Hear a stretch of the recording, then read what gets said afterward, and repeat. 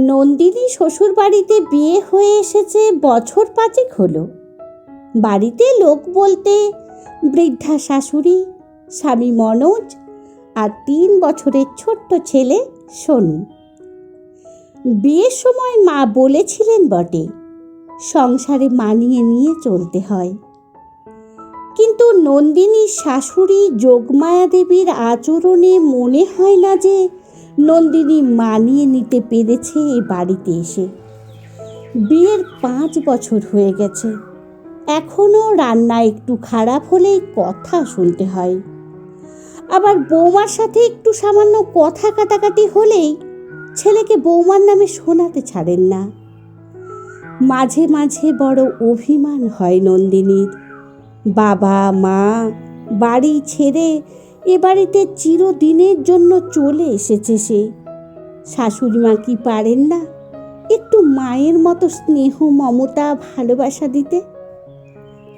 রাতে ছেলে বাড়ি ফিরলে যোগমায়া দেবী সাথে সাথে ছেলের চোখ মুখ ধোয়ার জল নিয়ে তোয়ালে হাতে দাঁড়িয়ে থাকেন। চোখের সামনে বসে ছেলেকে খাইয়ে তবে নাকি শান্তি পান উনি। নন্দিনীর মাঝে মাঝে খুব খারাপ লাগে। মনোজ কি খাবে কি পড়বে সব ঠিকঠাক করার উনার একারই অধিকার আছে? স্বামীর উপর তার কি কোনো অধিকার নেই? সোনু একটু বড় হবার পর থেকে তার সব দায়িত্ব যেন যোগমায়া দেবী নিয়ে নিয়েছেন। নিজের কাছে রাখেন, নিজের হাতে স্নান করান, খাওয়ান। সোনু দুষ্টুমি করলে একটু বকারও উপায় নেই। শুনতে হবে, আমার নাতিকে একদম বকবে না বৌমা, ওইটুকু বাচ্চার গায়ে হাত তোলো কিভাবে তুমি? কান্না আসে নন্দিনীর। সন্তানকে শাসন করার অধিকারটুকুও নেই ওর। তাই মনে মনে শাশুড়ি মায়ের প্রতি রাগ জমে থাকে অনেকটা। বৃদ্ধা যোগমায়া দেবীর আজকাল রাতে আর ভালোভাবে ঘুম আসে না। সারা রাত দুশ্চিন্তায় ছটফট করেন উনি। আশেপাশের ঘটনাগুলো দেখতে দেখতে বড় ভীতু হয়ে পড়েছেন। মর্নিং ওয়ার্কে যাওয়ার সঙ্গীগুলো দিনের পর দিন কমে আসছে। ছেলেমেয়েরা বৃদ্ধ বাবা মায়েদের পাঠিয়ে দিচ্ছে বৃদ্ধাশ্রমে। সেদিন তো দেখলেন উনার প্রিয় বান্ধবী সুমিত্রাকেও ওর ছেলে পাঠিয়ে দিল বৃদ্ধাশ্রমে। সুমিত্রা খুব কেঁদেছিল, বলেছিল, যোগমায়া, আমার আর নাতি নাতনিদের সাথে সময় কাটানো হলো না রে। ছোট্ট সোনু যে যোগমায়া দেবীর প্রাণ, ওর থেকে দূরে থাকবেন কি করে উনি? স্বামীর মৃত্যুর পর কত কষ্ট করে ছেলে মেয়েকে মানুষ করেছেন উনি। সেই ছেলে যদি মাকে দূরে পাঠিয়ে দেয়, কিভাবে সে যন্ত্রণা সহ্য করবেন যোগমায়া দেবী? এটা ভাবতেই আঁতকে ওঠেন উনি।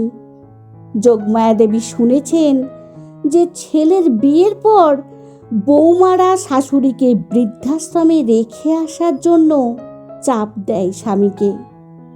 তাই ছেলেরা বাধ্য হয়ে মাকে কোনো বৃদ্ধাশ্রমে রেখে আসে। যোগমায়া দেবী মনে মনে ভাবেন, মনোজ তো মাকে খুব ভালোবাসে, হয়তো নন্দিনী স্বামীকেও বোঝায় তাকে দূরে পাঠিয়ে দেওয়ার জন্য। তাই শুধুমাত্র মনের আন্দাজেই বৌমাকে খারাপ ভাবতে শুরু করেন। ভয়ে ছেলে ও নাতিকে আরো বেশি করে আঁকড়ে ধরে বাঁচতে চান উনি, যেটা নন্দিনীর কাছে একটু বেশি বাড়াবাড়ি বলেই মনে হয়। নন্দিনী সিরিয়াল দেখতে পছন্দ করে না, অথচ যোগমায়া দেবীর প্রতিদিন সিরিয়ালের পর্বগুলো না দেখলেই চলে না। বাড়িতে একটাই টিভি, তাই ব্যাপারটা নিয়ে ছোটখাটো ঝামেলাই হয়ে গেল সেদিন শাশুড়ির সাথে। মনোজ বাড়ি ফিরে খেয়ে বিশ্রাম নিতে চলে গেল। জানতেই পারল না যে তার স্ত্রী মা দুজনেই না খেয়ে আছে। নন্দিনীও রাগ করে রাতে না খেয়ে শুতে চলে গেল। যোগমায়া দেবী খাবার টেবিলে একা বসে আছেন, দু চোখ ভরা জল। মেয়েটা যে না খেয়ে একদম থাকতে পারে না, সারা রাত খিদেই ছটপট করবে নিশ্চয়। যোগমায়া দেবী না খেয়ে শুয়ে পড়লেন। ঘুম এলো না আর। নন্দিনী শুয়ে শুয়ে ভাবছে, শাশুড়ি মাকে তো সে রোজ নিজে হাতে খেতে দেয়, আজ মানুষটা ঠিক করে খেলো তো? ঘুম নেই চোখে। উঠে রান্নাঘরে এসে দেখল যেমন খাবার ছিল ঢাকা দেওয়া পড়ে আছে। তার মানে খাননি উনি। একে অসুস্থ, খাবার পরে এতগুলো ওষুধ খান রোজ, নিশ্চয় সেগুলোও খাননি উনি। যদি বাড়াবাড়ি কিছু হয়ে যায়, অসুস্থ হয়ে পড়েন উনি। সারা রাত চিন্তায় বিছানায় এপাশ ওপাশ করছে নন্দিনী। কিন্তু রাত জেগে থাকা দুটো মানুষের জানা নেই তারা দুজনেই আজ জেগে আছে।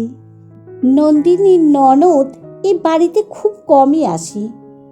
সেদিন নন্দিনী শুনল ননদ মৌসুমী বাড়িতে এসে মায়ের কাছে দুঃখ করছে।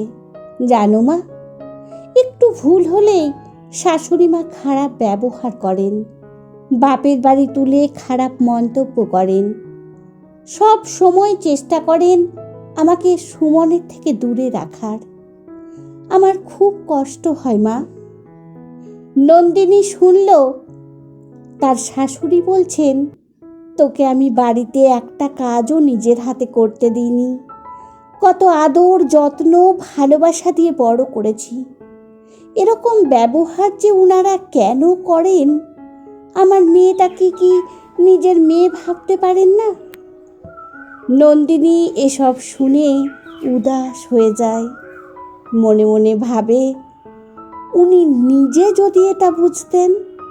যোগমায়া দেবী শুনলেন পাশের ঘর থেকে নন্দিনীর উত্তেজিত গলা শোনা যাচ্ছে। ফোনে মাকে বলছে, ভাই বিয়ে করে বউ ঘরে এনেছে বলে কি যা খুশি করবে? মা ছেলের ভালো মন্দ দেখবে না? যে মা জন্ম দিয়ে এত বড় করলো, এখন তার থেকে বউ বেশি আপন? সংসারে কি ঠিক হবে না হবে সব উনার মর্জিতে হবে। মা তুমি কেঁদো না, আমি ভাইকে ফোন করে বলবো, আর আমি কয়েকদিনের মধ্যেই গিয়ে তোমার কাছে কটা দিন থেকে আসবো। জানলা দিয়ে বাইরে তাকিয়ে আছেন যোগমায়া দেবী, চোখে জল টলটল করছে। মনে মনে বললেন, এই কথাগুলো যদি নন্দিনী একবার বুঝত। কঠিন হৃদরোগে আক্রান্ত হয়ে যোগমায়া দেবী হাসপাতালে ভর্তি। দুশ্চিন্তায় নন্দিনীর নাওয়া খাওয়া ঘুম সব বন্ধ হবার জোগাড়। রোজ সকালে বিকেলে টিফিন ক্যারিয়ারে রান্না করা ভাত নিয়ে সে ছোটে হাসপাতালে। তার শাশুড়ি মা যে হাসপাতালের খাবার খেতে পারেন না, প্রতিদিন নিজের হাতে খাইয়ে দেয় সে যোগমায়া দেবীকে। যোগমায়া দেবীর চোখে জল এসে যায়। নন্দিনীর হাত দুটো ধরে বলেন, আমি তোকে ভুল বুঝেছিলাম মা। ছেলে নাতির থেকে দূরে যাওয়ার ভয়ে আমি দিশেহারা হয়ে পড়েছিলাম রে মা। তাই আমি বুঝেও বুঝতে চাইনি।